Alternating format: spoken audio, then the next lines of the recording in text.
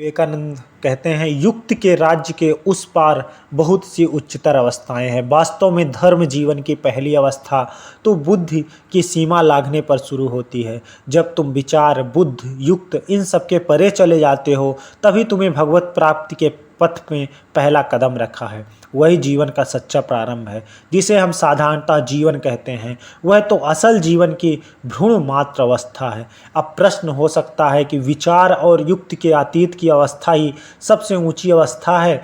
इसका क्या प्रमाण है? पहले तो संसार के श्रेष्ठ महापुरुषगण कोरी लंबी चौड़ी हाँकने वालों की अपेक्षा कहीं श्रेष्ठ महापुरुषगण, जिन्होंने अपनी शक्ति के बल से संपूर्ण जगत को हिला दिया था, जिनके हृदय में स्वार्थ का लेस मात्र ना था, जगत के सामने घोषणा कर गए कि हमारा यह जीवन उस सर्वातीत अनंत स्वरूप में पहुँचने के लिए रास्ते में केवल एक सराय के समान है। दूसरे, उन्होंने केवल मुख से ऐसा कहा हो सो नहीं, वरन उन्होंने सभी को वहां जाने का रास्ता बतला दिया है। अपनी साधन प्रणाली सभी को समझा दी है, जिससे सब लोग उनका पदानुसरण कर आगे बढ़ सकें। अर्थात हमारे जो सच्चे महापुरुष हुए हैं, तो कैसे सही राह पे चलकर शांति और मोक्ष के मार्ग को पाया जा सकता है, उन्होंने उसका रास्ता भी बतलाया है। अब तो बस कह के नहीं छोड़ दिया है आपके भरोसे कि मानिए या ना मानिए, उन्होंने रास्ता बताया, ऐसा करके देख लीजिए, और आपको अगर ये चीज़ नहीं मिलती है तो आप मत मानना मेरी बात,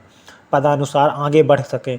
तीसरे, पहले जो व्याख्या दी गई है उसको छोड़ जीवन की समस्या की ओर किसी प्रकार से संतोषजनक व्याख्या नहीं दी जा सकती है। यदि मान लिया जाए कि इसकी अपेक्षा उच्चतर अवस्था और कोई नहीं है, तो भला हम लोग चिरकाल तक इस अवस्था से भीतर क्यों जा रहे हैं? किस युक्ति के आधार पर इस दृश्यमान जगत की व्याख्या की जाए? यदि हमने इससे अधिक दूर जाने की शक्ति ना रहे, यदि हमारे लिए इसकी अपेक्षा कुछ अधिक चाहने को ना रहे, तब तो यह पंचेंद्रिय ग्राह जगत ही हमारे ज्ञान की चरम सीमा रह जाएगा। अर्थात अगर इस संसार के बाहर की कोई सीमा ना हो, तो ये इंद्रियों से घिरा हुआ संसार ही हमारा जीवन हो जाता ना। अर्थात इसके ऊपर उठकर हमें सोचना चाहिए।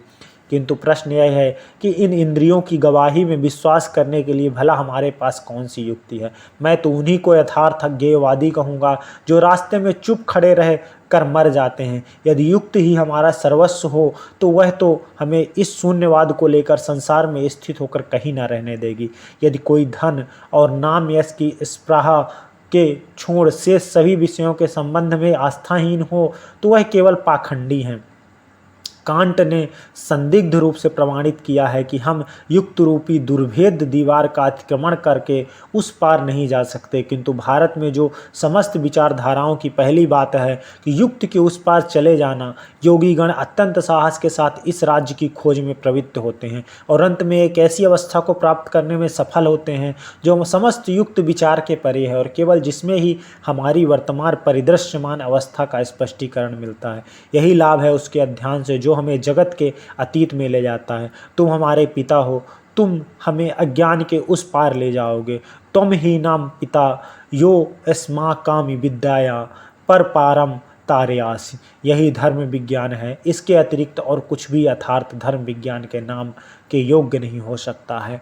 स्वामी विवेकानंद ने बतलाया है कि कैसे हम ऊपर उठ के इंद्रियों की भावना से, सांसारिक भावनाओं से ऊपर उठकर सोच सकते हैं और कैसे उच्च स्थिति को प्राप्त कर सकते हैं, और इस संसार से ऊपर की स्थिति अपने अंदर ही समाहित है। इसलिए किस प्रकार उसके बारे में चिंतन कर उस अवस्था को प्राप्त किया जाता है, ऐसा हमने जाना। आगे के अध्याय में हम आगे की बातें